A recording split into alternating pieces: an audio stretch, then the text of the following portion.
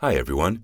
Today, I'm going to show you how to quickly find the word count in Google Docs, whether you want to see the total for your whole document or just a specific section. Let's dive right in. First, make sure your Google Docs document is open. Now, look towards the top of your screen and find the Tools menu. Got it? Great! Click on Tools, and then from the drop-down, you'll want to click on Word Count. A little box will pop up showing you the word count for your document. If you're someone who likes to see the word count as you write, there's a handy feature for that.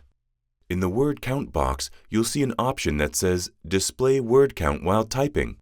Go ahead and check that box, then click OK.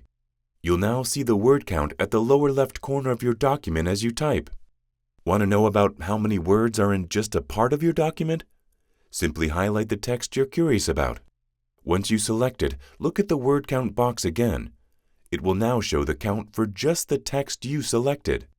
And if you're looking for even more details like average words per sentence, syllables per word, or words per paragraph, we have a great online tool for that. Check out our online word counter for these extra metrics.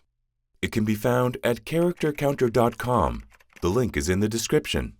That's all there is to it.